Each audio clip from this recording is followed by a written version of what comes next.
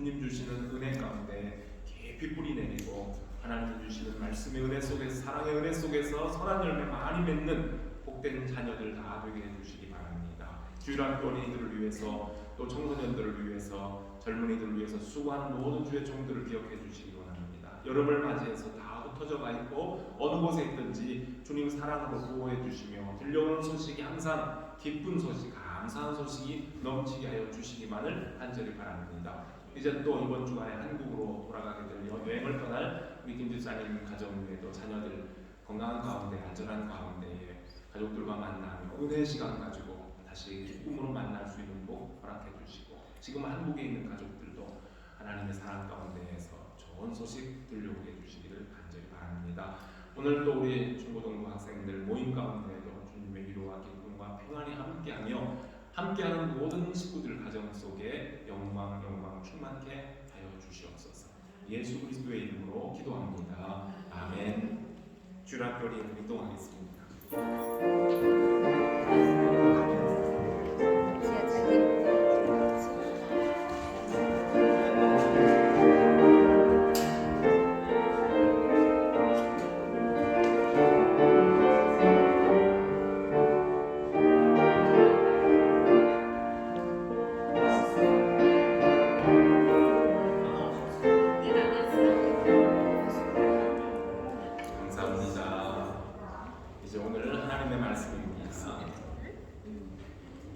예레미야, 구약성경 예레미야서입니다. 구약성경 1103페이지 31절로부터 31장 31절로부터 34절 말씀, 저 여러분 한 절씩 교독하겠습니다. 여호와의 말씀이니라. 보라, 날이 이르리니 내가 이스라엘 집과 유다 집에 새 언약을 맺으리라.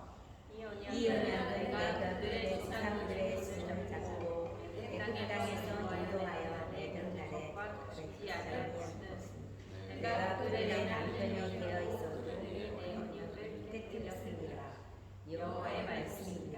그러나 그날 후에 내가 이스라엘 집과 맺을 언약을 이루하니 곧 내가 나의 법을 그들의 속에 두며 그들의 마음에 기록하여 나는 그들의 하나님이 되고 그들은 내 백성이 될 것이라. 여호와의 말씀입니다. 그들이 다시는 각기 이웃과 형제를 가리켜 이르기를 너는 여호와를 알라 하지 아니하리니 이는 장자로부터 큰 자까지 다 나를 알기 때문이라. 내가 그들의 악한 사하고 다시는 그 죄를 기억하지 아니하리라. 여호와의 말씀입니다. 아멘. 오늘 주시는 여호와 하나님의 말씀입니다. 한 번 더 기도하고 말씀 들읍시다. 하나님, 이 시간 예레미야 선지자를 통해 주셨던 말씀, 오늘도 여전히 우리에게 주시는 은혜의 말씀, 여호와 하나님의 말씀에 저희들이 귀를 기울입니다. 오늘 우리에게 어떠한 메시지로 이 세상을 살아가는 하나님의 자녀로서 어떻게 사는 것이 마땅한지 말씀하실 때에 말씀 전하는 자와 받는 우리 모두에게 하나님의 위로와 은혜와 소망이 충만하게 하여 주시옵소서. 예수님 이름으로 기도합니다. 아멘. 목요일마다 우리가 인물 성경 공부를 하는데요, 최근에 이사야 선지자를 배웠고 지난주에 예레미야를 또 공부를 했습니다.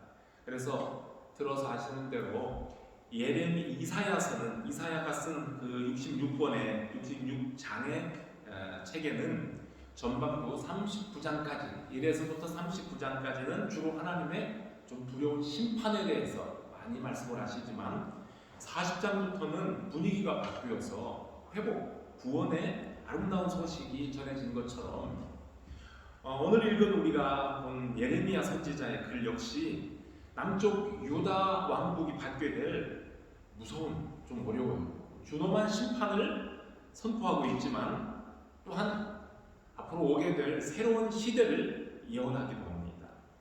31절에 날이 이르리니 라는 말씀은 장차 앞으로 오게 될 새로운 시대, 하나님의 의로운 통치가 시행되는 그 날을 가리키는데요.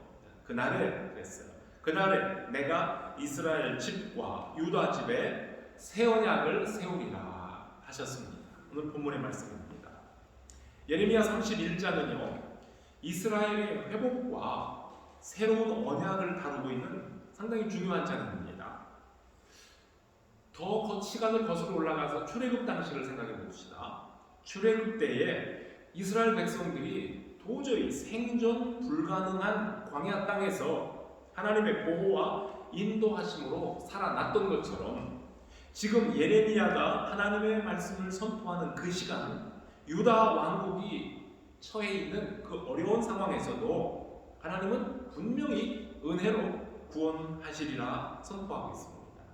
그뿐만 아니라 앞으로 임하게 될 구원이라는 것은 단순히 예레미야가 미리 예고했던 70년 후에 돌아온다, 이 70년만 얘기하는 것이 아니라, 그리고 고향으로 돌아온다 그뿐만 아니라 그거 이상으로 전혀 새로운 차원의 회복도 암시해주고 있습니다. 이것이 예레미야 31장에 나타나 있는 이스라엘의 회복과 새 언약의 내용이 됩니다. 여행을 떠나는 아빠들 이제 자녀들 두고 가끔 여행을 갈 수 있죠. 출장을 갑니다. 아빠 돌아올 때 선물 사올게, 그렇게 약속을 합니다. 손가락 걸고 약속을 하는 것처럼 하나님이 이스라엘 자녀들에게, 하나님이 자손들에게 내가 너희를 구원할게, 마치 손가락 걸고 약속하는 것처럼 언약을 맺으신 겁니다. 약속, 성경에 나오는 약속은 또 다른 말로 뭐라고 합니까? 오늘 본문에도 그 용어가 나오는데요, 언약이라고 해요. 언약. 그런데 이걸 또 지금 일반적인 우리 용어로 또 말하면 계약이기도 해요. 약속, 언약, 계약 같은 의미가 됩니다. 그런데 하나님께서 이스라엘 백성과 새로운 언약을 세우겠다고 오늘 말씀하십니다. 여기 새 언약, 뉴 카베넌트라고 했는데요, 새 언약은 옛날 언약, 구 언약에 대한 리뉴얼이에요. 갱신을 의미하는 겁니다. 여러분들 다 자동차를 운전하시니까 자동차 보험에 다 들어있습니다. 자동차 보험을 갱신할 때가 가까우면 보험회사에서 이메일이나 아니면 편지로 새로운 계약 내용이 조건이 담긴 리뉴얼 노티스를 보내줍니다. 김두리 집사님은 아직 1년이 안 돼서 모르죠. 그렇죠. 지금 받고 있습니다. 벌써 받고 있습니까? 미리 오셨으니까, 가족들보다 미리 왔으니까요. 그러면 우리가 그걸 보고서 이 회사랑 계속 계약을 맺을까, 다른 데로 바꿀까 생각을 하게 되죠. 저도 지난 4월 말에 다시 돌아온 영국에 돌아와서 자동차 보험을 갱신했는데요. 금년에는 작년 대비로 상당히 다운된 그런 보험료를 냈어요. 처음에 작년에 여기 4월에 왔을 때는 제가 2년 동안 공백에서 영국 생활을 안 했기 때문에 한국에서 운전했지만 한국의 자동차 보험 가입 기록이 없어서 노클레임 보너스 적용을 안 시켜주겠대요.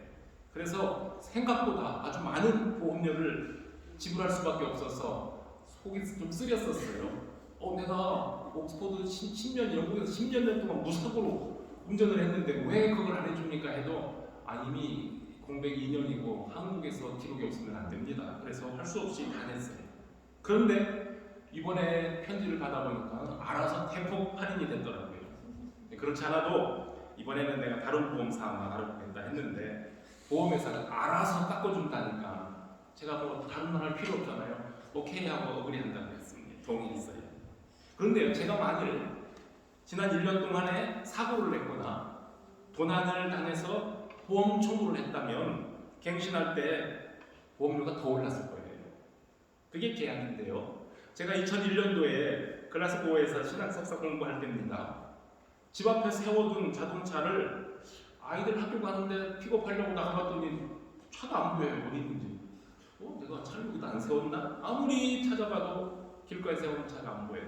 도둑 맞은 거예요. 곧바로 경찰서에 신고하고 경찰이 와서 조사도 해주고 보험 청구를 했더니 그래도 제법 만족스럽게 보상을 받았어요. 그래서 속상했던 마음이 조금 위로가 된 적이 있습니다. 그런데 또 다시 자동차를 구입해야 하잖아요. 그래서 또 자동차를 구입하고 보험 계약을 하려고 했더니 전에 냈던 것보다 턱없이 높은 보험료 내라고, 이건 이제 벌금이 되는 거예요. 그렇죠? 이게 보험을 내려고 해서 고민하다가 보험회사 이곳저곳을 문의해서 그 중에서 가장 낮은 가격으로 재가입을 했던 적이 있습니다. 리뉴얼 하는 건데요, 계약 갱신이 보험 가입하는 사람에게 항상 유리한 것은 아닙니다. 문제가 발생하거나 계약을 위반하면 손해를 감수해야 하는 것이 계약 조건입니다. 여러분, 하나님과 이스라엘이 맺은 언약, 계약도 이와 비슷합니다. 이스라엘이 애굽을 나와서 시내산 자락에 머물 때 하나님께서 모세를 올라오라 해서 시내산에서 주신 율법이 바로 이스라엘 백성과 하나님 사이에 맺은 계약입니다. 나는 너의 하나님이 되고 너희는 내 백성이 된다. 그러므로 내가 거룩하니 너희도 거룩하게 살아야 된다. 라는 계약입니다.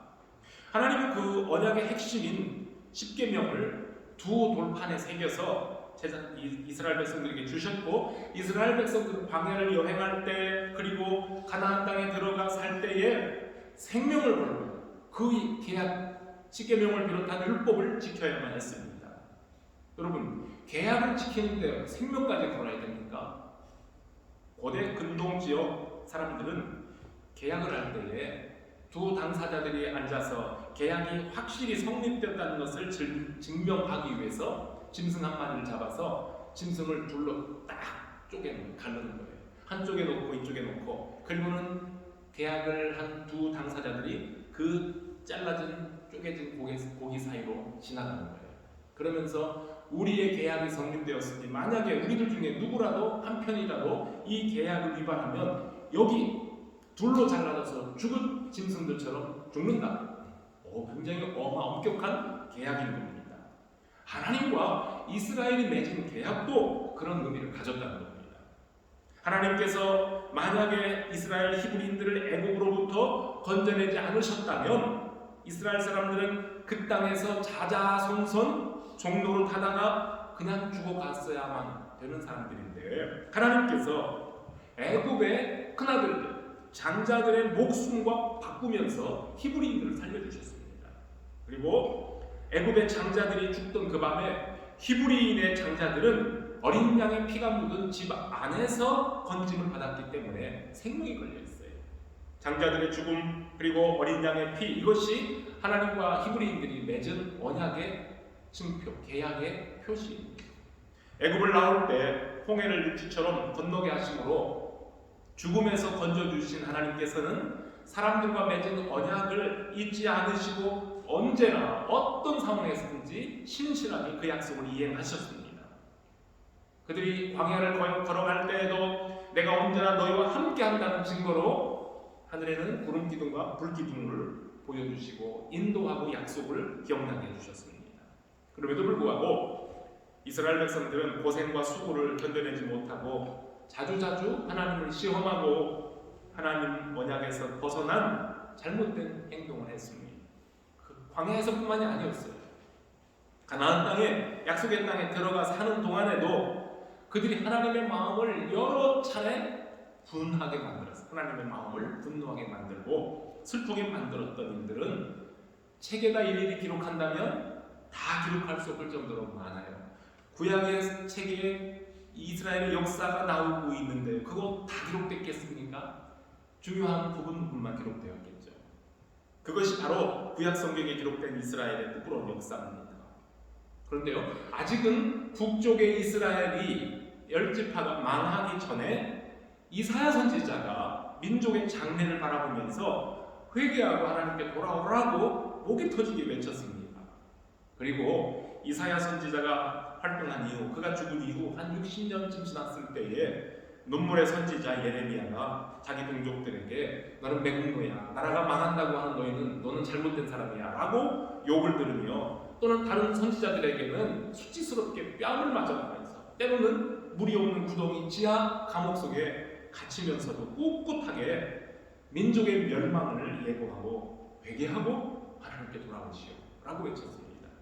그러나 안타깝게도 남쪽 유다 백성들은 귀를 막았어요.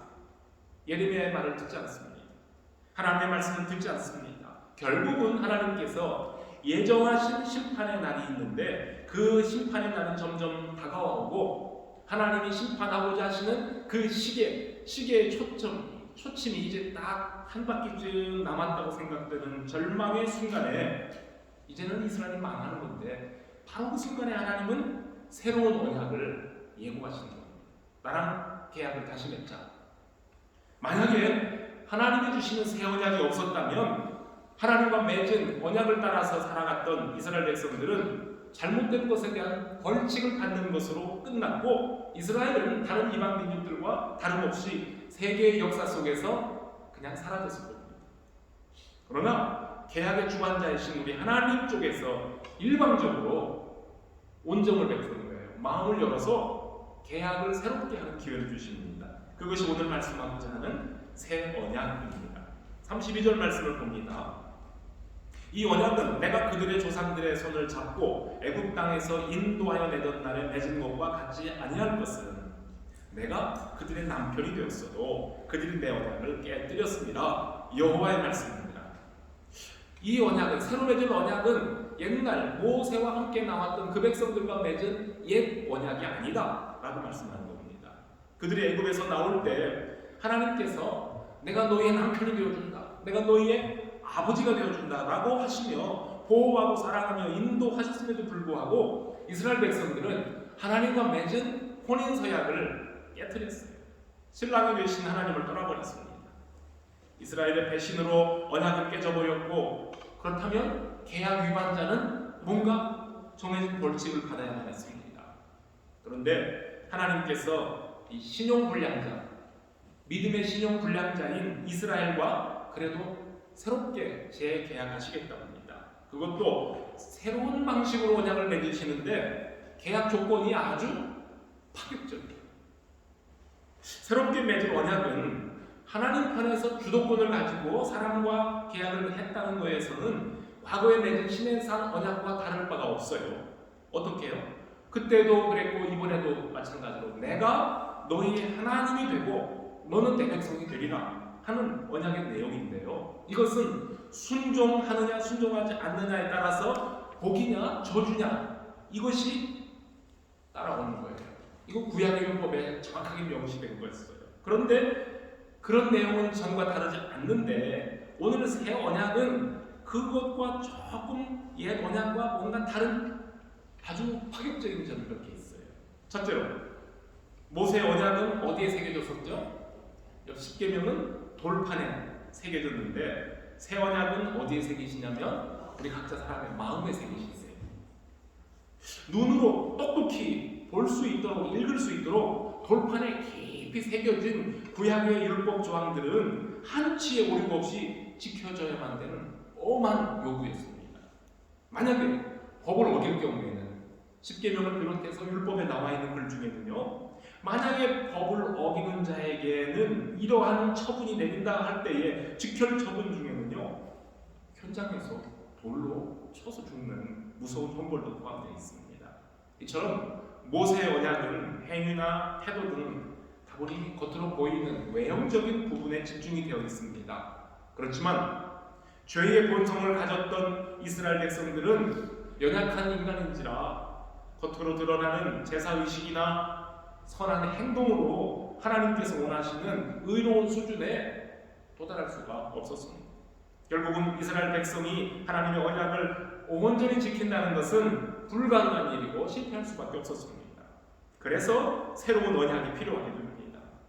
여러분 히브리서를 보시고 지난 주간에 큐티를 하셔서 아시겠지만 그렇다고 해서 하나님이 모세를 통해 주신 옛 언약이 불완전했기 때문이 아니라 언약이 잘못됐기 때문이 아니라 우리 인간이 불완전하기 때문에 하나님께서 계약을 새로 맺자고 하십니다. 그런데 새 언약은 외형적인 면에 초점을 둔 옛날 언약과는 달리 사람의 내적인 부분에 치중합니다. 율법을 지키는 제사 행위나 사람들의 눈에 보여지는 외적인 문제가 아니라 제사에 참여하고 의로운 행위를 하고 있는 그 사람의 마음과 그 동기를 중요시하는 것이 새 언약의 특징입니다. 다시 말해서 새 언약은 눈에 보이는 돌판이 아니라 보이지 않는 사람의 마음에 새겨지는 새로운 언약입니다. 우리가 아는 것처럼 옛 언약은 법적인 강제성, 강제로 해야만 돼, 안 하면 벌 받아요 라는 강제성이 우선되지만 새 언약은 내가 기꺼이 하나님께 복종할 수 있는 자발적인 마음과 또 기쁨으로 복종할 수 있는 능력까지도 하나님 편에서 스스로 책임져 주시겠다고 하는 점에서 다르다는 겁니다. 옛 언약 아래에서는 선지자나 제사장과 같은 인간 중보자가 중간에 있어서 백성들에게 너희는 하나님을 알아야 된다, 하나님을 알라 이렇게 외쳤지만 새 언약 아래에 있는 사람들은 오늘 본문에 뭐라고 했냐면요, 작은 자에서 큰 자에 이르기까지 모두 다 여호와를 알게 될 것이라 라고 하셨습니다. 이게 무슨 말씀이겠습니까? 하나님을 알고 하나님과 교제하는 것이 누구의 가르침이나 아니면 강제적인 명령으로 지시로 되는 것이 아니라 성령 하나님께서 가르쳐 주시고 죄사함의 은혜를 통해 우리 각자에게 직접적으로 이루어질 것이라는 말씀입니다. 바로 이것이 옛 언약과 새 언약이 완전하게 다른 점입니다. 한번 생각해 볼까요? 여러분들 중에 누군가가 사람들을 강제로 여기 좀 앉아봐, 강제로 끌어다 앉혀놓고 내가 당신에게 하나님이 누군지 어떤 분인지 알려주겠다고 한다면 얼마나 많은 사람들이 그래요? 내가 하나님 한번 알아볼까요? 순종해볼까요? 라고 하겠습니까? 억지로 자리에 앉혀놓고 왜 당신은 하나님을 몰라? 하고 억지로 하나님에 대한 지식을 막 주입시켜준다고 해서 사람들이 오케이 감사합니다 하고 하나님을 믿고 잘 따릅니까? 여러분 이게 쉽습니까? 그렇다면 전도가 너무너무 쉬운 거예요. 한때 서양 나라들이 총과 칼을 들고 식민지를 개척할 때에 자기들이 믿는 기독교 신앙도 함께 가지고 들어가서 선교를 펼칠 때도 있었어요. 그런 시기가 있었어요. 그걸 가리켜서 우리는 공격적 선교라고 해요. 군대를 끌고 가서 어느 나라를 지배하는데 목사님들도 따라가고 선교사들도 따라갔어요. 선교했어요. 공격적 선교할 때가 있었어요.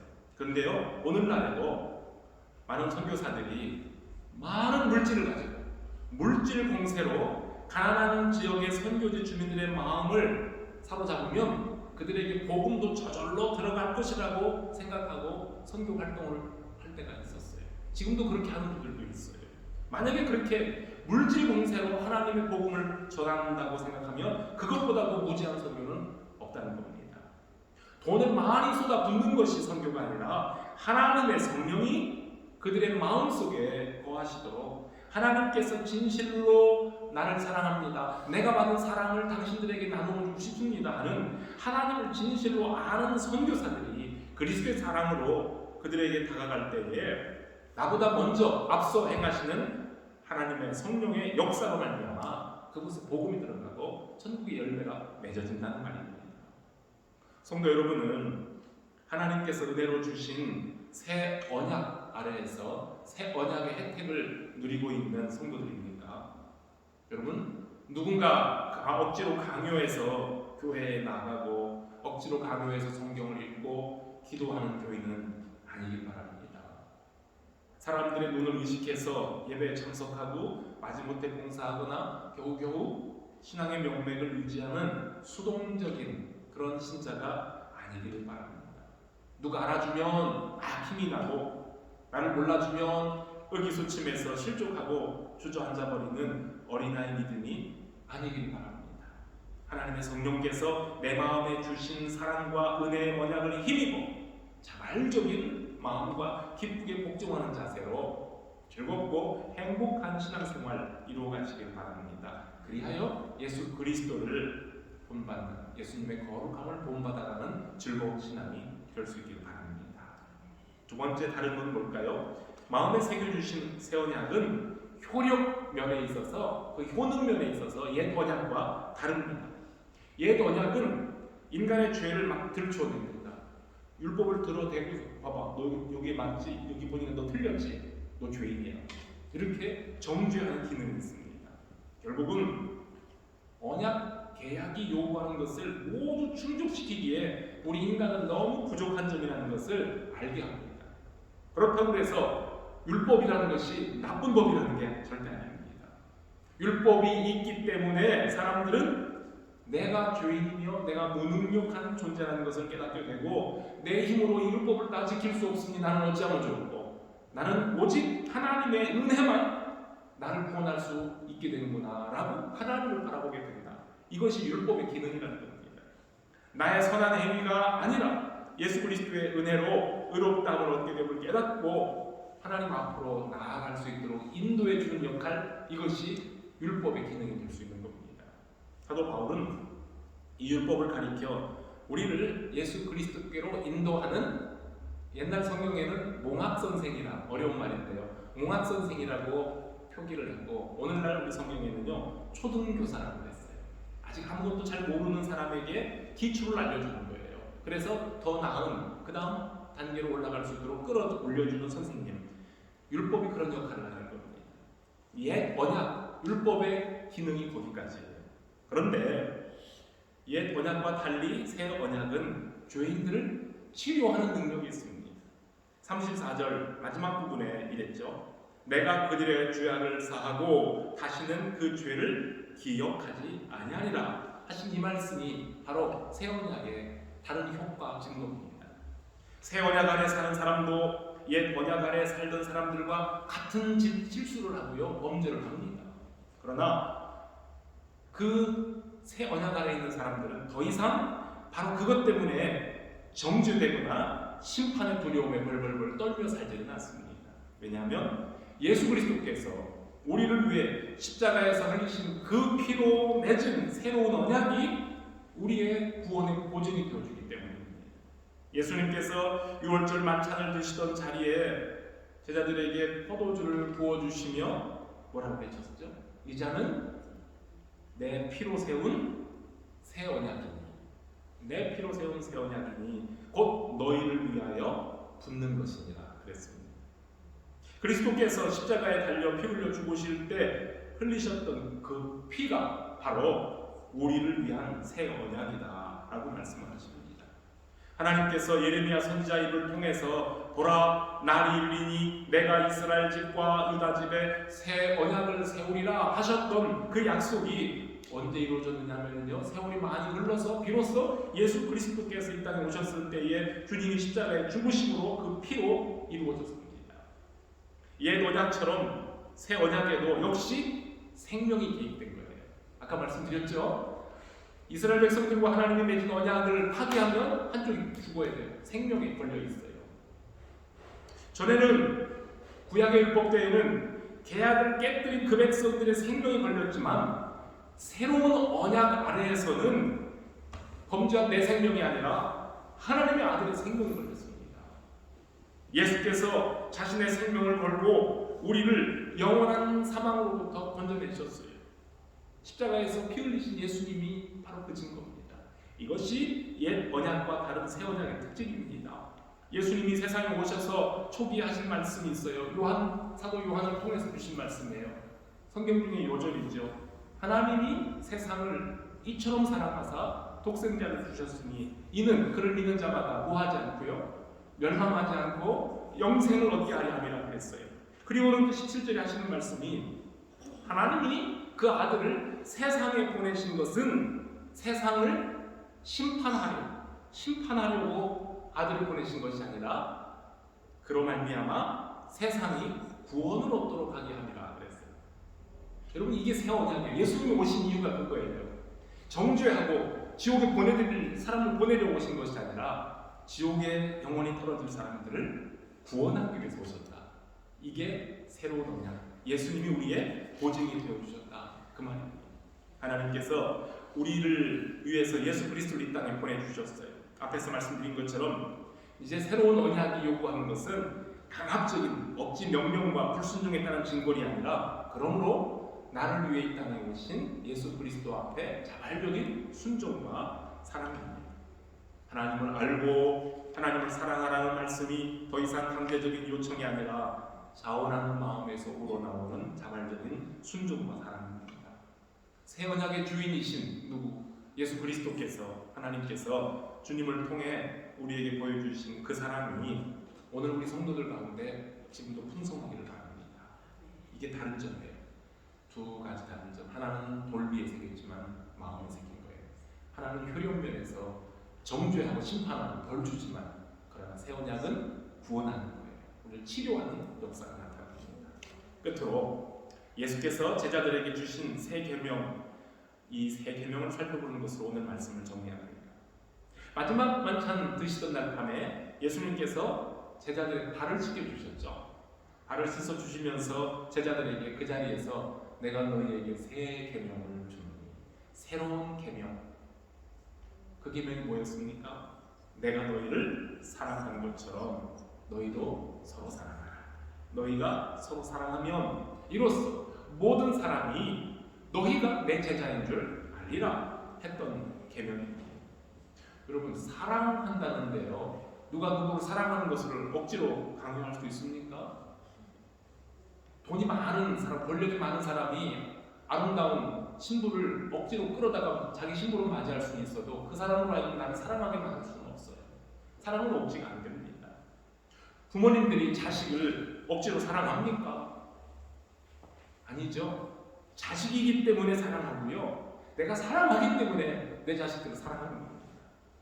하나님께서 죄인들을 그렇게 사랑하셨고 예수님께서 그 사랑하는 제자들에게 당신의 사랑을 친히 보여주시며 내가 너희를 사랑하는 것처럼 너희도 서로 사랑하라 하셨습니다.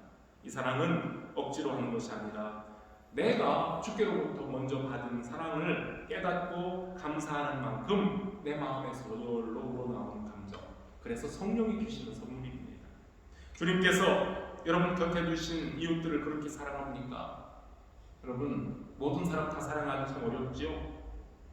어려우니까 계명이에요. 여러분, 새로운 계명도 명령이에요. 그렇죠? 명령. 내가 잘 알아서 하면은 그걸 명령이라고 하겠습니까?